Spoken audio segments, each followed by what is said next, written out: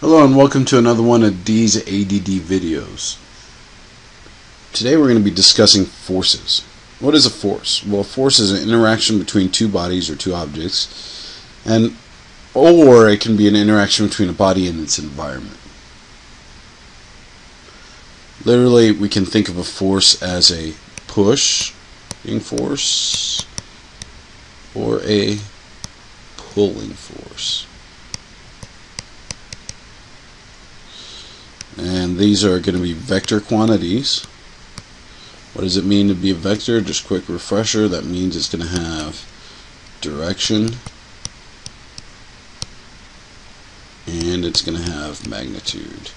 And I will go back to this part of forces later. I'm just giving you a brief introduction of the different types of forces and what forces are. At the end of this video, we'll touch back on how to break a force vector into its component parts. So let's look at some types of forces. What are some types of forces?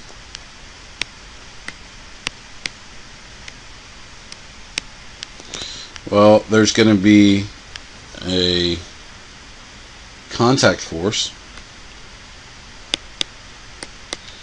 As the name implies, the contact force occurs whenever you push or pull an object with your hands.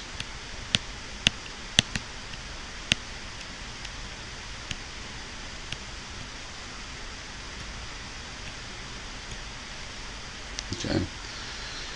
Then there's a normal force, and the normal force is anytime an object is at rest or on contact with a surface,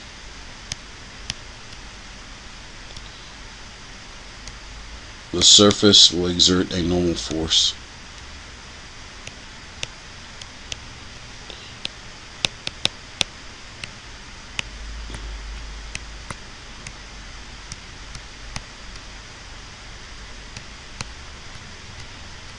Up.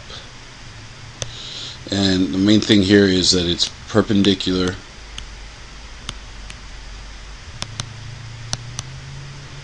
to the surface.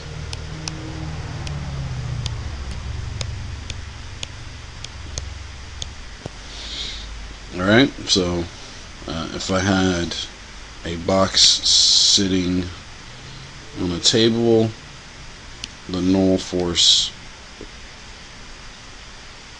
would be perpendicular to the box. The table. Or to the surface. It could be at an incline. The box could have been sitting on a hill.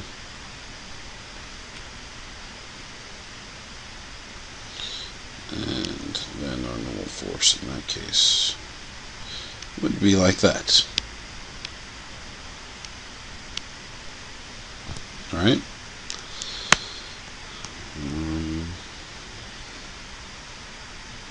Frictional force. Well, anytime I'm moving an object across a surface, unless they say it's frictionless surface, like an air hockey table uses air to remove the friction of the puck against the table. Oops, we're doing friction, not frictionless. That eraser's way too big. Let's try that one.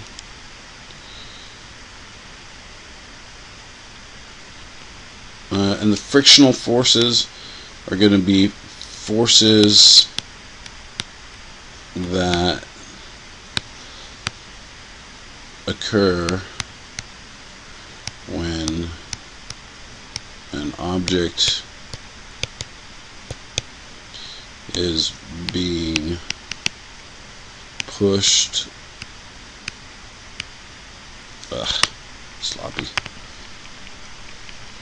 pushed or pulled across a surface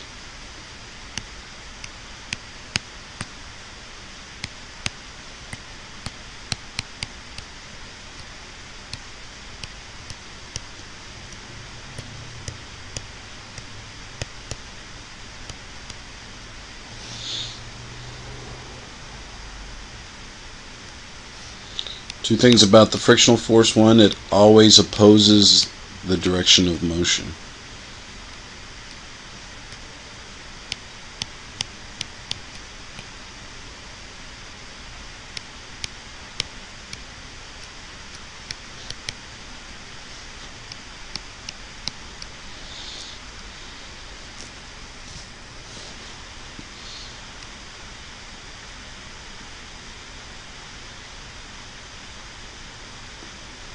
And the second thing is there's two types of friction. There's kinetic friction, that's when it's in motion,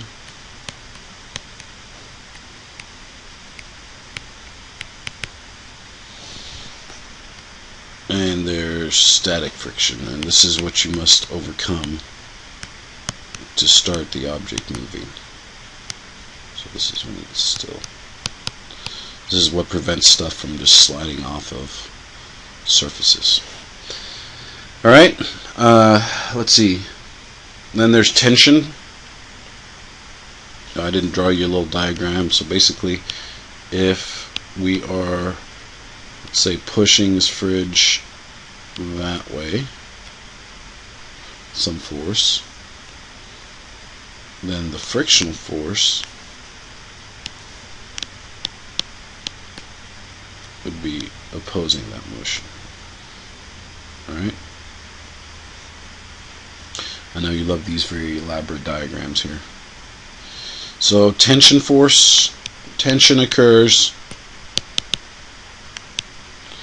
whenever we are using, it's the pulling force exerted by a rope.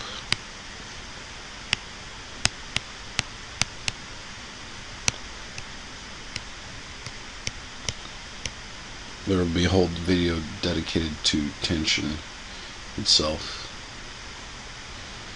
So anytime you're tugging on a leash or using a rope to pull something up, these are tension forces. So there's a bucket being pulled up from a well. There's going to be a tension in that rope. Alright? These are all pretty much forces that require some sort of contact, but there's also things called long-range forces.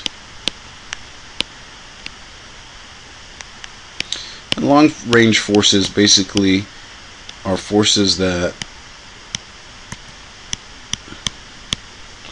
can still occur even though the objects are separated by empty space.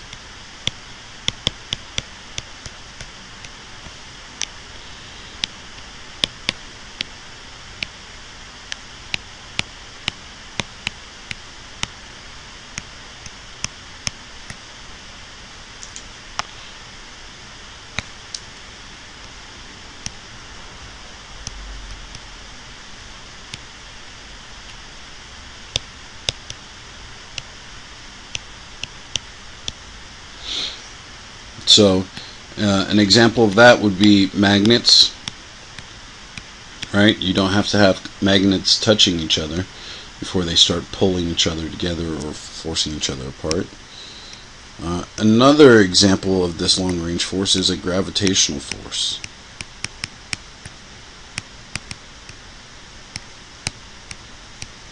Right? Gravity acts upon every object, but it's not necessary that we're touching the ground for gravity to act upon us. The gravitational force is depicted by the concept of weight. Weight is going to be your actual mass times gravity, where gravity will be 9.8 meters per second squared, or 32.2 feet per second squared. Alright, those are the basic forces that we have, and I said that I was going to touch on the concept of vectors, so let me go ahead and do that. I almost forgot. So let's say that there was a fridge being pulled by this rope here.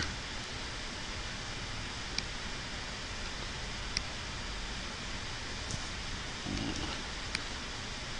there I am pulling this rope. Oh, there's my hair dreads.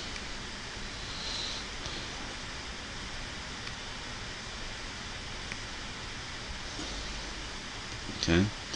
This dragging force right here is purely in the X direction, right? So there's no components needed. Same thing would be true as if this thing was being lifted up that way. But what happens if I am lifting it at an angle?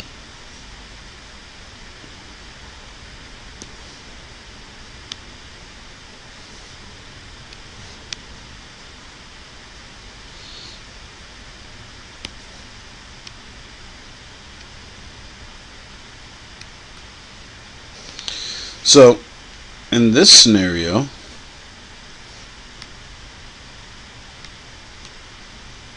some angle, we'll just say 30 degrees, what we'll have to do is break this tension up into an X component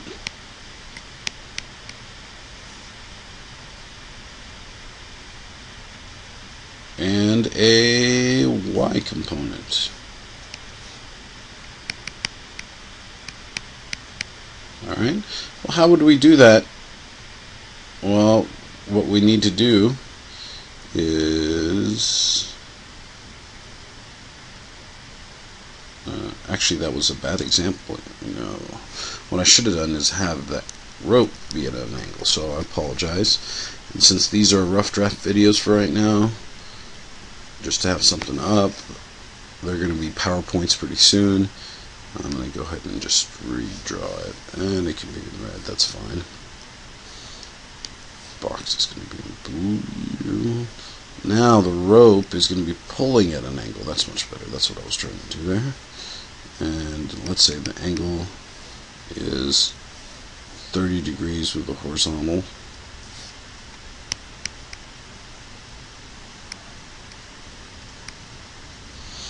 Well, there's going to be an X component here, and there's going to be a Y component to that tension there. That's for the tension, right? So how do we find those two components? Well, if you remember your trigonometry, there is going to be a relationship between this opposite leg and the hypotenuse of this right triangle. And that relationship would be sine of 30 would equal the tension in the Y direction over the overall tension. Multiply both sides by T. Now we have an expression for the tension in the Y direction.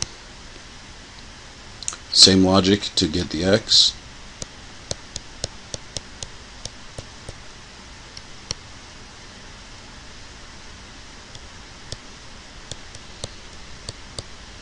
Alright.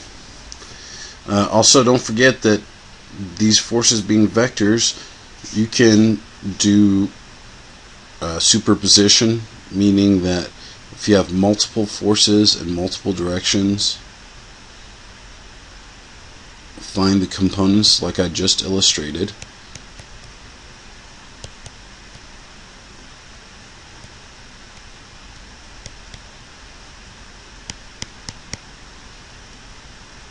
So let's say these three forces are pulling each other. What you would need to do is the sum of the forces in the X using this method that I just showed you there, and then do the sum of the forces in the Y using that same method, and then your final force vector would be that answer for the sum of the forces in the X, I, plus the sum of the forces in the Y, J. If you wanted to find the magnitude of that force, then you would do the square root of f sub x squared plus f sub y squared.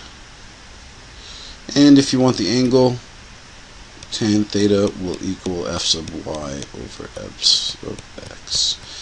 Alright, so these are just a bunch of formulas that you will need to know associated with vectors. These are conceptual conversions to the components that we were looking for. Alright?